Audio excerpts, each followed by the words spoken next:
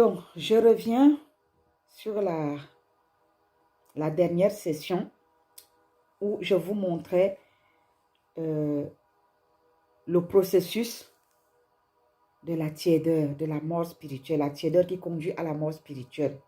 Je disais donc qu'on rentre dans la rébellion graduellement, on devient inconsciemment orgueilleux, alors toutes sortes de péchés du passé, sans s'en rendre compte, refont surface dans notre vie.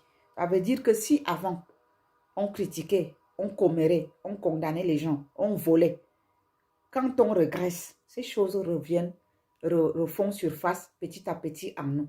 Et nous devenons pire qu'avant. La Bible dit dans le livre de Matthieu que lorsqu'un démon sort, il va chercher 7 autres démons et il revient. Et le pire de et le sort de cette personne devient pire qu'auparavant. C'est ce qui arrive à ceux qui régressent. C'est ce qui arrive lorsque le chrétien est dans la tiédeur et que la tiédeur le conduit à la mort spirituelle. Amen. L'ancienne vie refait surface et on se croit super spirituel au contraire, sans se rendre compte qu'on a perdu le Saint-Esprit. On se croit super spirituel plus que son leader, même voire mieux que le Saint-Esprit.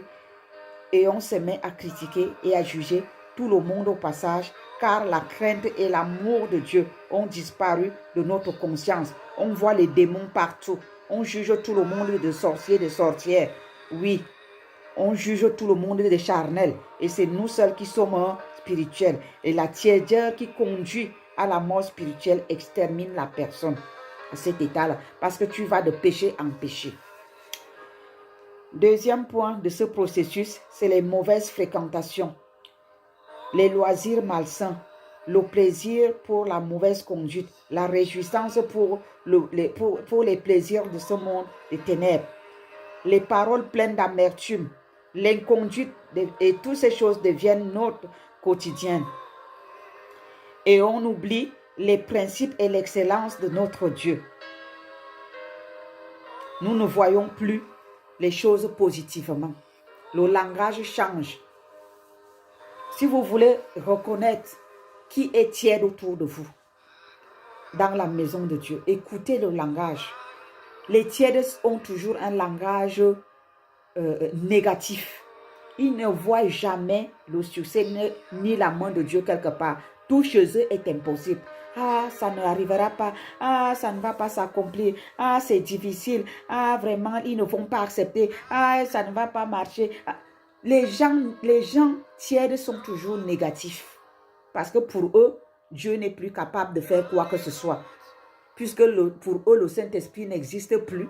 Donc, il n'y a plus la puissance. Alors, dans leur tête, Dieu n'est plus le Dieu des impossibilités. Dans leur cœur, Dieu n'est plus le Dieu qui rend toutes choses possibles. Tout pour eux devient une montagne. Tout pour eux devient impossible. Quand vous avez de telles personnes autour de vous, priez pour eux parce qu'ils sont dans la tiédeur. Parce qu'un enfant de Dieu qui croit en Dieu ne voit pas quelque chose d'impossible. Rien n'est impossible à Dieu. Rien. Rien n'est impossible à Dieu. Même là où on dit que personne ne peut passer, Dieu va te faire passer. Il est capable. Il est capable. Regardez. En tout cas, jusqu'à présent, je ne connais pas et je n'ai jamais entendu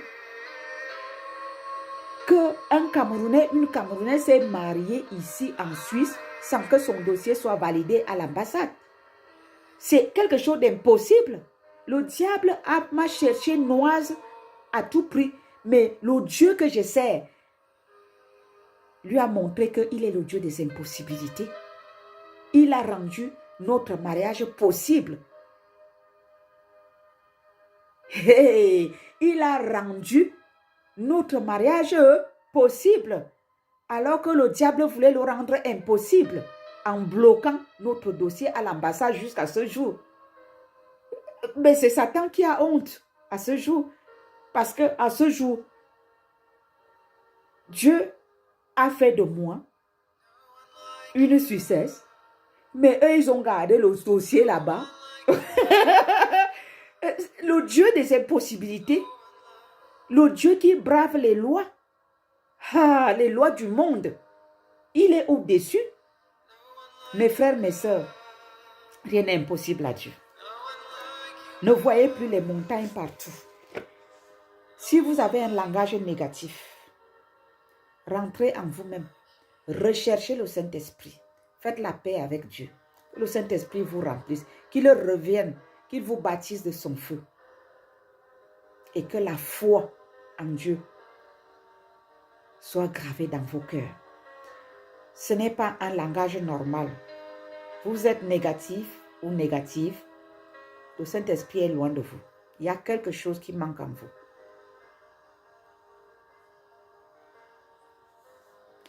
Troisième point, il faut retenir une chose qui est vraie. C'est que l'on se retrouve dans cet état, d'esprit qu'on appelle assoupissement, qu'on appelle tiédeur ou mort spirituelle. On devient exposé à différentes oppressions, à différentes attaques, et cela sans plus avoir la force nécessaire pour combattre, tout simplement parce que le Saint-Esprit s'est éloigné de nous. Nous avons ouvert des portes dont nous ne nous rendons pas compte. Nous ne sommes plus conscients. Nous avons une conscience anesthésiée. Amen. Mais le Seigneur voudrait remédier à cela. Il voudrait que vous et moi, que nous prenions conscience en fonction des choses qu'il nous révèle ici, que chacun rentre en lui-même. Prie et brise cela dans sa vie. Vous allez voir le feu qui va redescendre dans vos vies. Le Saint-Esprit est merveilleux. Quand tu reconnais, tu te répands, tu l'appelles, tu l'invites, il te revient et il te recharge. Tu rebondis. Il y a une porte de sortie. Deuxième point, c'est les dangers de la tiédeur, le sommeil ou la mort spirituelle. Donc, voici les dangers de la tiédeur, les dangers du sommeil, de la religiosité ou de la mort spirituelle. Dans le livre de 1 Thessaloniciens, chapitre 5, le verset 7, il nous dit que les dormeurs se livrent au sommeil durant la nuit et les ivrognes choisissent aussi la nuit pour s'enivrer. Version parole vivante. Dans la nuit, nous savons que c'est là que toutes les mauvaises choses se complotent par Satan et ses agents pour élaborer des pièges. Par exemple, les discothèques, les dancing ouvrent dans la nuit. N'est-ce pas? Vous le savez. Les prostituées sortent dans les rues plutôt dans la nuit. Quelques rares sortent à certains endroits en plein jour, mais pas beaucoup. Mais le plus souvent, c'est dans la nuit que les prostituées affluent les rues. Beaucoup de loisirs pervers et malsains se passent dans la nuit. Les gens qui jouent aux cartes, les gens qui font les mauvaises choses là, les mauvais jeux, les jeux de hasard, toutes ces choses-là, certains en plein jour, mais beaucoup plus dans la nuit. Les sorciers, sorcières voyagent la nuit dans le monde mystique. Ce n'est pas en plein jour, c'est beaucoup plus dans la nuit qu'ils sortent. Dans ces délivrances que le Seigneur me conduit souvent à faire, beaucoup de personnes m'ont souvent dit qu'ils sortent la nuit pour aller imposer les mains aux malades dans les hôpitaux. Pourquoi ils ne le font pas en plein jour? Pourquoi c'est seulement la nuit? Vous comprenez donc que c'est dans la nuit que se passent toutes les mauvaises choses. Et souvent, des fois, en journée, quelqu'un se porte bien. Mais dès que la nuit arrive, oh, tu veux déjà mourir. Le matin, on te dit que cette personne a failli mourir la nuit. Des fois, dans la nuit, c'est là où on fait des cauchemars. Bref, la nuit est dangereuse. Car c'est toujours dans la nuit que l'être humain profite des plaisirs charnels comme l'ivrogne. Pas comme l'ivrognerie, je voulais dire. Les jeux d'argent et de hasard dans les casinos, les vols et autres choses. C'est toujours dans la nuit que ces choses-là se passent. Vous le savez. Donc, nous ramenons la nuit dans le monde spirituel lorsque nous nous séparons de la présence et de l'autorité de Dieu pour rechercher les désirs de nos cœurs à la place d'être dépendants de Dieu et de marcher dans sa volonté. C'est ça la nuit spirituellement. C'est ça la nuit spirituelle qui conduit à la tiédeur. C'est lorsque nous abandonnons les voies de Dieu et nous recherchons plutôt notre propre intérêt. Nous recherchons à faire notre volonté. Notre cœur nous amène alors à participer très peu aux réunions de prière et à la communion fraternelle. Et comme ça, nous coupons également de la communion fraternelle entre les uns les autres, entre nous et l'Esprit de Dieu, entre nous et notre Église ou notre ministère, et aussi entre nous et nos frères et sœurs à la fois. Parce que si nous sentons dans l'assoupissement, la tiédeur, la nuit spirituelle, les choses que nous allons faire ne seront pas à la gloire de Dieu. Nous avons vu ce que la nuit fait. Les mauvaises choses se passent dans la nuit. Nous aussi, la critique, la condamnation, les jugements, les murmures, tout ça entre en nous. C'est la nuit, c'est les mauvaises choses.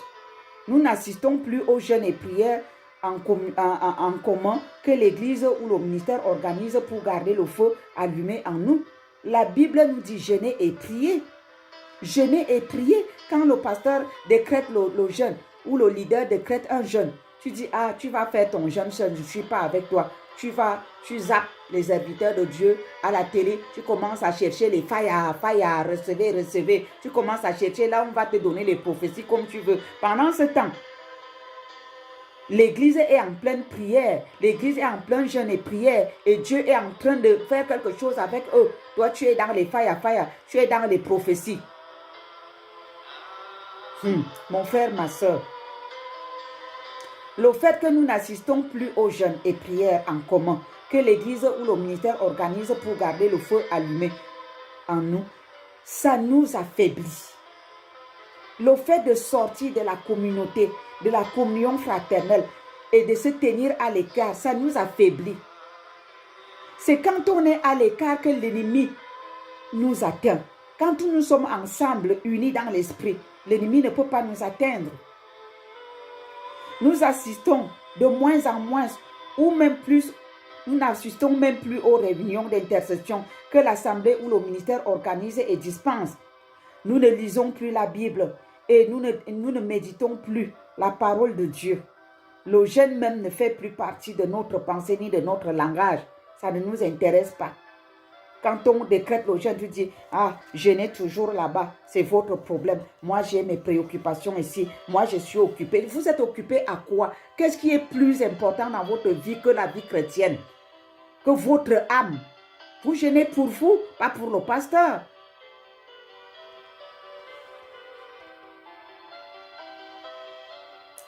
L'autre danger, c'est que vous perdez ainsi le goût de la vraie vie chrétienne qui consiste à renouveler son intelligence chaque jour pour la lecture biblique, la méditation, le jeûne et la prière. Vous perdez le goût de ça. Vous n'êtes plus motivé à le faire. Plus de zèle, vous perdez le zèle. Vous perdez le zèle de la vraie vie chrétienne. Et ceci vous éloigne de la vie de Christ. Et le diable vous conduit à faire le mal autour de vous, à détruire, à tuer les âmes avec votre langue, à décapiter vos pasteurs, vos leaders, à voir le mal partout, à tenir un langage négatif.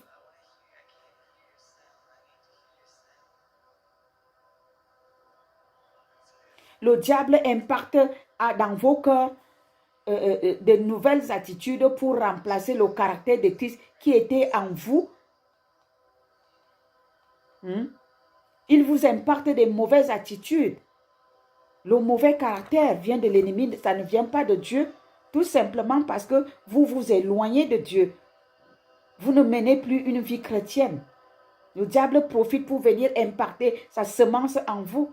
Par exemple, pour certaines personnes, ils changent les temps de prière par des loisirs mondains. Vous voyez, quand le 19h, si votre culte se tient à 19h, c'est à 19h que tu choisis d'aller voir les feuilletons à la télé. Ou d'aller chercher les faya sur Internet.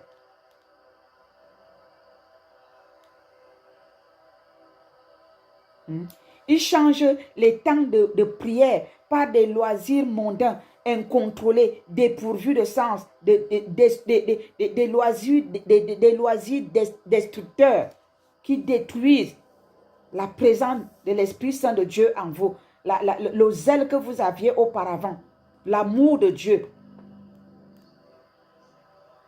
Pour d'autres personnes, le cœur qui était auparavant compatissant, purifié, devient un cœur rancunier, méprisant, critiqueur et inconsolant. Vous voyez, au lieu d'avoir compassion des gens, vous commencez à les détruire, à les tuer avec la langue. Vous leur rappelez à chaque moment leur passé. Ne soyez pas de ceux qui rappellent aux gens leur passé. Ça ne vient pas de Dieu. La Bible dit, nous sommes nés de nouveau. Toutes choses sont devenues nouvelles. Les choses passées sont passées et toutes choses sont devenues nouvelles. Arrêtez de rappeler aux gens qu'ils étaient des sorciers, qu'ils étaient des alcooliques, qu'ils étaient des prostituées, qu'ils étaient des je ne sais pas quoi, des gourmands et autres. Non, arrêtez. S'ils ont donné leur vie à Jésus, ils ont cru, ils n'ont plus besoin qu'on leur rappelle ce qu'ils étaient auparavant. Ils étaient, ils ne sont plus. Et si nous, on nous rappelait qui nous étions auparavant, est-ce que ça nous rendrait service? Vous savez, j'ai connu des couples qui se sont séparés, des personnes qui ont divorcé parce que le mari rappelait à la femme chaque jour son passé. Et d'autres qui ont abandonné leur première épouse parce qu'ils disent que leur femme les rappelle leur passé, leur misère d'auparavant. Ils sont partis chercher une nouvelle personne pour faire sa vie avec. C'est pas drôle ce que je vous dis. C'est pas du tout drôle. Il y a des mariages qui se cassent à cause de ça. Il y a des amitiés qui se cassent. Regardez, vous avez des amis, par exemple, vous étiez dans le monde, vous étiez, je ne sais pas, prostituée. Et maintenant, vous avez donné votre vie à Jésus. Vous n'avez plus besoin qu'on vous rappelle ces choses. Et vous croisez quelqu'un dans le Seigneur qui t'a connu dans le monde quand tu étais prostituée, qui passe le temps à te dire à la fin du culte, oh ma soeur, vraiment, Dieu est bon. Hein. Je me rappelle quand tu te tenais souvent à la route là, vraiment, et des fois, tu revenais le matin, vraiment, des fois, tu portais des mini-jupes qui étaient ceci, avec des gros talons comme ça. Vraiment, quand je te vois maintenant, vous pensez que vous rendez service à la personne. Ne soyez pas de ceux qui rappellent aux prostituées leur vie passée. Ne soyez pas de ceux qui rappellent aux alcooliques leur vie passée. Ne soyez pas de ceux qui rappellent aux adultères leur vie passée. Ne soyez pas de ceux qui rappellent aux fornicateurs leur vie passée. Ne soyez pas de ceux qui rappellent aux sorciers leur vie passée. S'il vous plaît. Ce sont des choses qui démolissent les autres. Et ça ne peut venir que sur les personnes qui sont mortes spirituellement et dont la conséquence est de détruire avec la langue leur entourage. Sortez de là, s'il vous plaît. Entrez dans la prière, que Dieu vous délivre de ça. Voilà le danger que vous courez quand vous êtes dans la tiédeur. Vous devenez de ceux-là qui rappellent aux autres leur passé.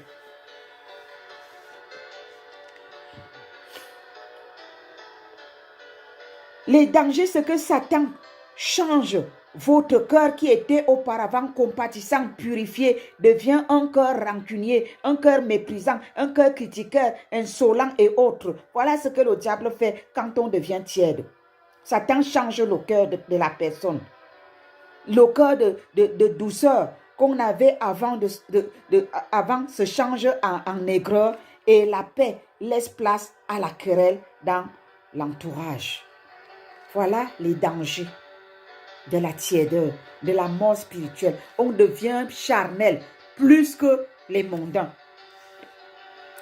Il faut retenir que la tiédeur, le sommeil spirituel, l'assoupissement ou la mort spirituelle, ces choses-là commettent des dégâts dans une vie et obstruent notre relation personnelle avec le Seigneur Jésus-Christ, qui notre intercesseur qui est notre intercesseur auprès de Dieu le Père.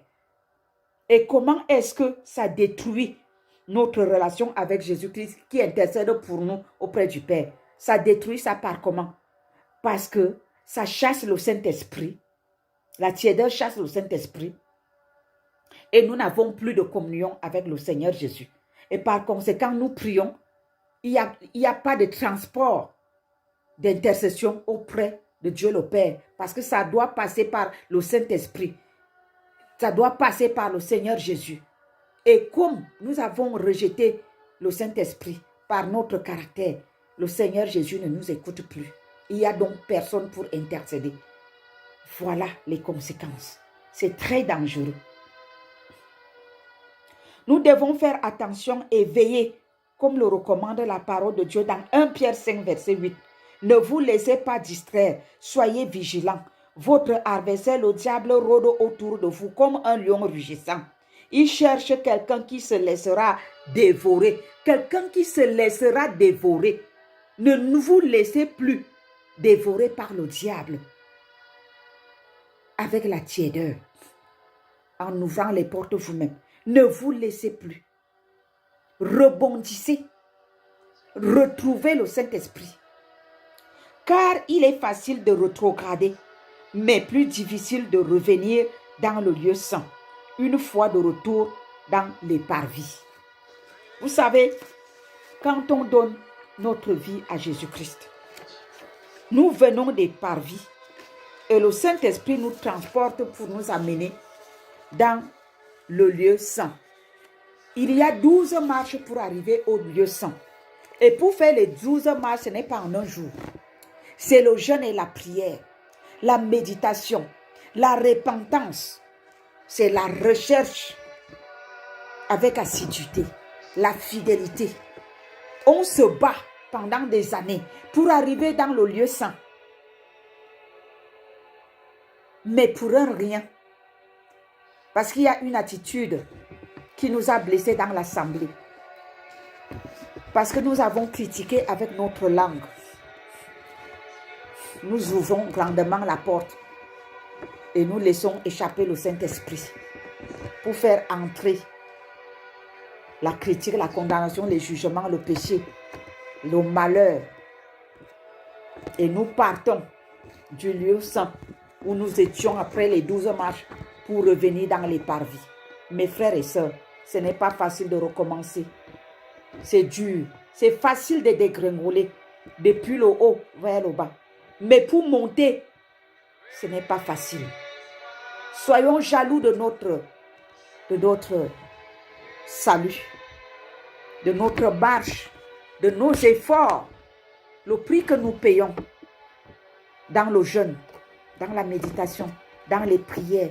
Nous nous privons de beaucoup de choses pour arriver au lieu saint. Et pour un petit rien, pour l'orgueil, parce que nous ne voulons pas obéir ni respecter l'autorité, nous redescendons dans les parvis. Il faut éviter cela. C'est très dangereux. Ça nous conduit à la mort spirituelle. Amen. Je vais m'arrêter là et nous allons passer à la session suivante. Que le Seigneur parle dans vos cœurs, que le Saint-Esprit convainc vos cœurs, que lui-même vous place devant son miroir et qu'il vous aide à revenir dans le lieu saint au nom de Jésus. Car il nous aime. Il ne voudrait pas nous perdre. Soyez bénis. Au nom de Jésus. Amen.